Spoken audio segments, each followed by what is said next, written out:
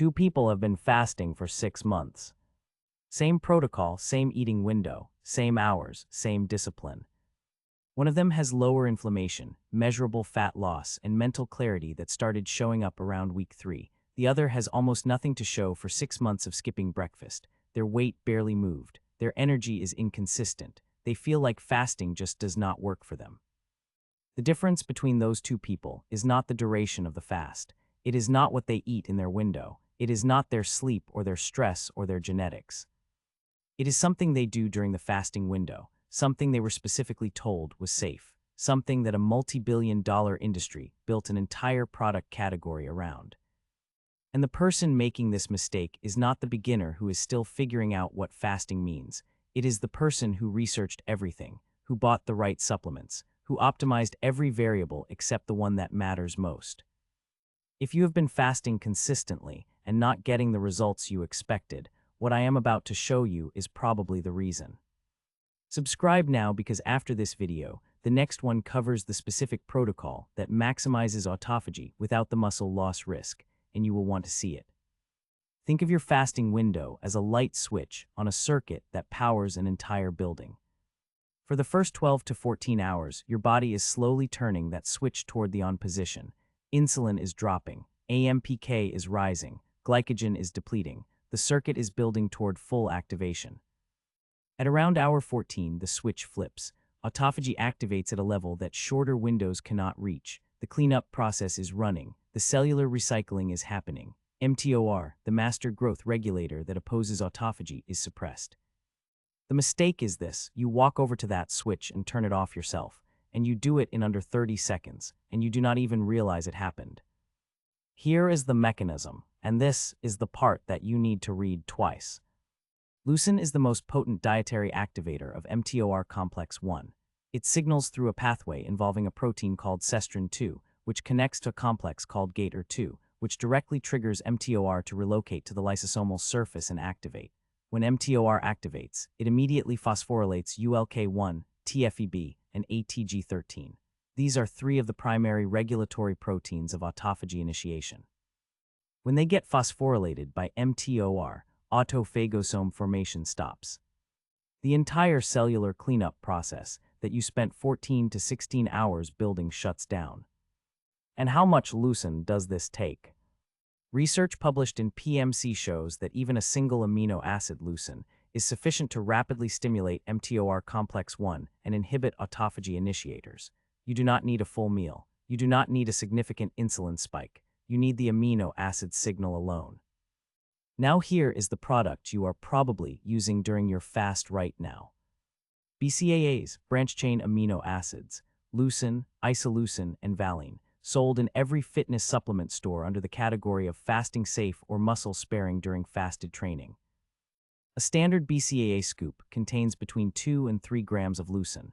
That is precisely the dose range that produces measurable mTOR activation. You take it before or during your fasted workout to protect muscle, and in doing so, you activate the exact pathway that your fast was suppressing. The supplement industry did not lie to you. BCAAs do not spike insulin significantly. They do not contain meaningful calories. By the narrow definition of breaking a fast that most people use, which is insulin response and caloric intake, BCAAs technically pass. But the mTOR pathway is not the insulin pathway. They are separate systems. And the research is unambiguous. Leucine activates mTOR through amino acid sensing, not through insulin. You can have 0 insulin response and still have full mTOR activation from 3 grams of leucine. You spent 16 hours building the switch to the on position. BCAAs turn it off in under a minute. And here is where it gets worse. Collagen peptides have the same problem, marketed as the gentle fasting safe protein, lower in leucine than whey, no blood sugar spike, 30 to 40 calories per scoop. Thousands of people add it to their morning coffee during their fast because every major fasting influencer said it was fine. The research is clear that any amino acid intake signals nutrient availability to mTOR and can suppress autophagy. Collagen is lower in leucine than BCAAs or whey, which means the mTOR signal is weaker. But weaker does not mean absent. And if your goal is the cellular repair and longevity benefits of autophagy specifically, even a partial suppression during the window where autophagy is at its peak represents hours of lost benefit. Here is the question nobody asks about collagen in morning coffee. If you add it at hour 14 of a 16-hour fast, you are suppressing autophagy during the two most valuable hours of the entire protocol. Now, here is the thing about how this mistake became universal. When intermittent fasting started gaining serious traction around 2015 and 2016, the supplement industry recognized what was happening. A generation of health-conscious consumers was deciding to spend money on nothing during their fasting window. No shakes, no supplements, just water and black coffee. That is a revenue problem. The solution was a product category: fasting-safe supplements, clean fast approved, products specifically positioned as compatible with fasting. BCAAs and collagen led the category because they were already popular and could be accurately described as low-calorie and low insulin response. Both of those things are true. Neither of those things is the relevant measure for someone fasting specifically for autophagy. The marketing was not wrong, the framing was incomplete, and the people who adopted these products thinking they were optimizing their fast were in many cases simply nullifying it. This is also why fasting research shows inconsistent results across populations. When researchers compare fasting groups against non-fasting control groups, they rarely control for what participants consume during the fasting window. If a significant portion of the fasting group is taking BCAAs or collagen during their fast, the measured autophagy benefit of that group is going to be lower than a group doing a strict clean fast. The average gets dragged down. The published effect size looks smaller than what a clean fast actually produces. Here is what the clean fast actually looks like.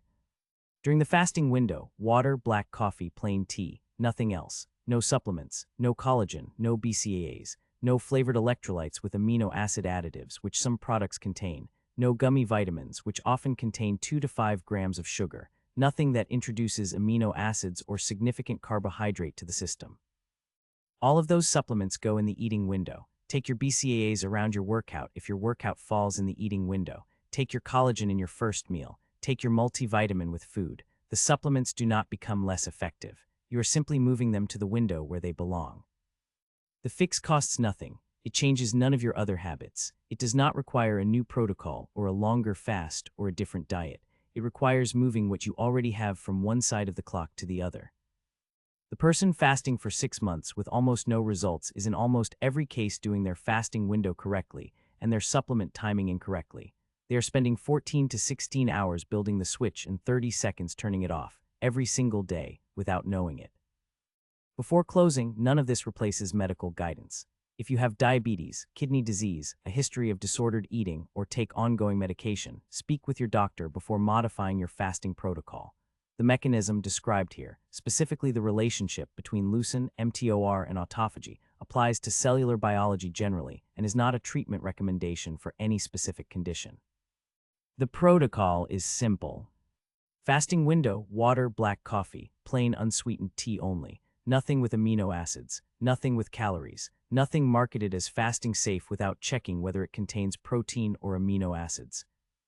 Eating window: everything else. Your BCAAs, your collagen, your protein supplements, your vitamins, they all go here. Your body can absorb and use all of them, and your fasting window stays clean. 6 months of fasting with a clean window produces a completely different result than 6 months of fasting with BCAAs in the morning. The hours are the same. The discipline is the same. The mechanism is different. And the mechanism is the only thing that determines whether you are activating autophagy or spending 16 hours building a switch and 30 seconds turning it off. If this changed how you see your fasting window, subscribe and leave a like.